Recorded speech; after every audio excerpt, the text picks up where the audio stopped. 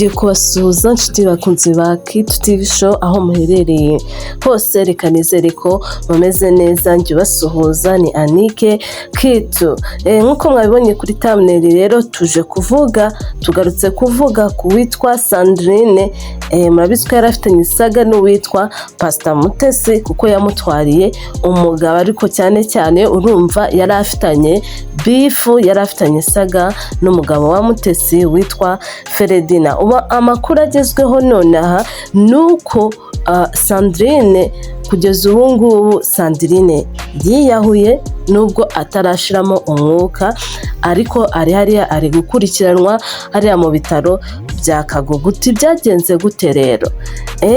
Biravugwa yuko uyu Sandrine yiyahuye nyuma yuko Mutesi na Feredina n'umugabo we bafashe imodoka bakajya iwe mu rugo, bakajya kwa Sandrine bitewe na saga zose zari zarabayeho. Murabizi ko hari ibintu byinshi Sandrine yatangaje ku social media.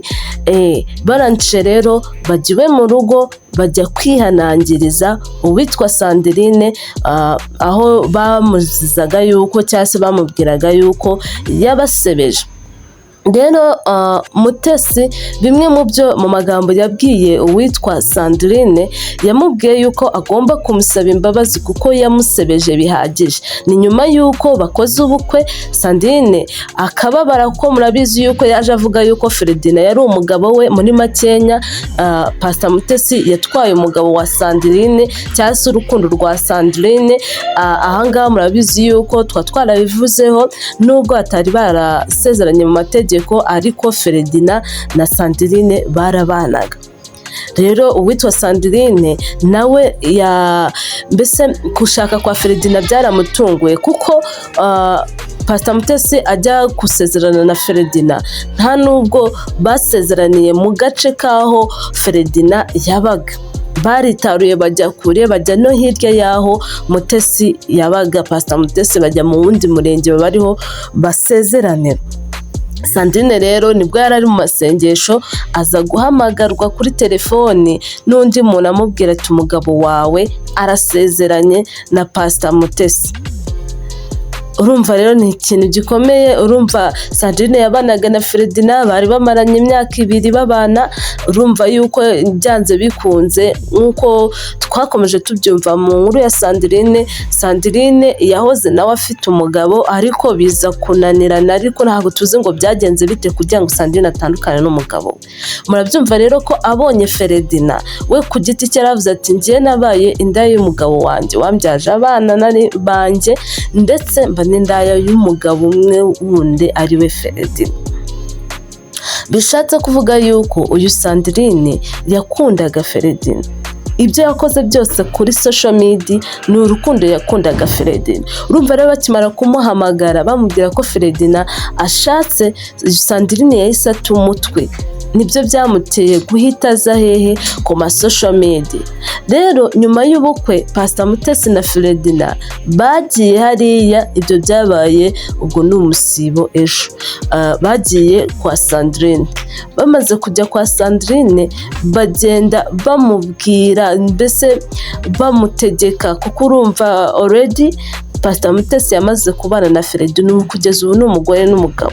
Byashoboka yuko bajya kurega Sandrine muri RIB, ariko ntago bagiye muri RIB, bagiye mu rugo kwa Sandrine. Bagezeyo bategeka Sandrine, Pastor Mutesi ategeka Sandrine kumusaba imbabazi, ndetse akaza kuri platform ya Pastor Mutesi kugira ngo abe ariho aza gusabira imbabazi, kugira ngo nabo ubwabo bamubabarire kuko yabasebeje. Nyuma yaho usibye n'ibyo ngibyo, banasabye Sandrine kujya gusibisha ibiganiro byose yakoranye n'abanyamakuru. Ntabwo tuzi ngo wenda ngo ibindi baba baramubwiye ni ibihe, kuko kugeza ubu ngubu Sandrine ari mu bitaro hariya Kagugu, arimo serumu, ntavuga, ntagira uti gusa kuko karacyatera. Gusa bivugwa ko yiyahuye nyuma y'uko abangaba bavuyeyo.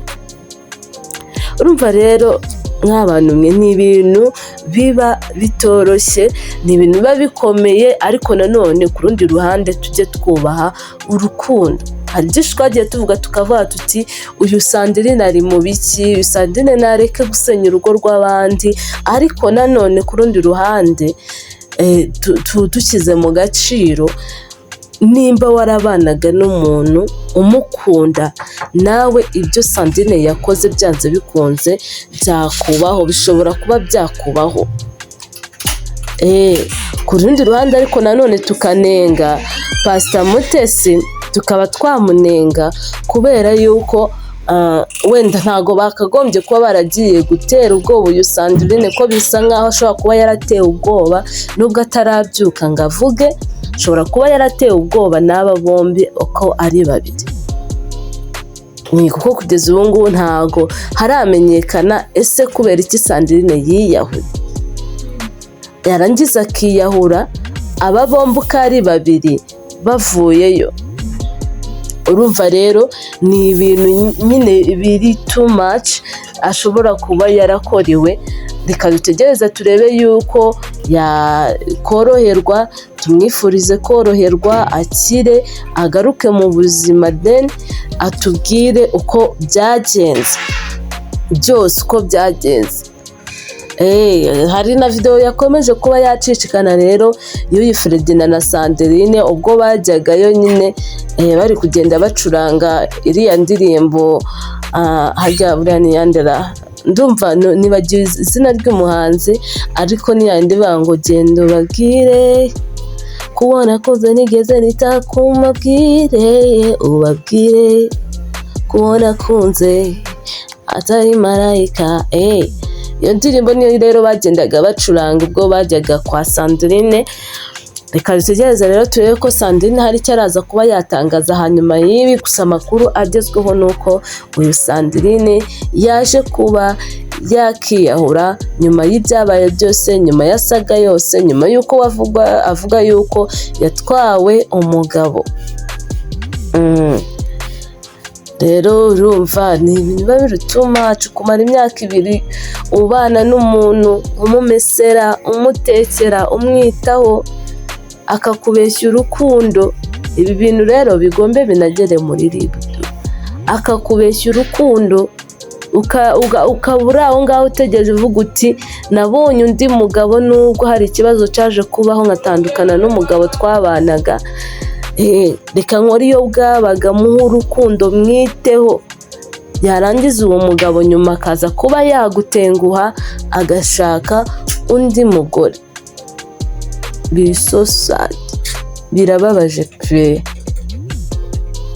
So guys, niyo nkuru rero narimbazaniye, niyo breakfast narimbazaniye muri uyu mwanya. Nuko nguko byifashe ku ruhande rwa Pastor Mutesi, Fredina ndetse na Sandrine. Murakoze, mukomeze kugubwa neza.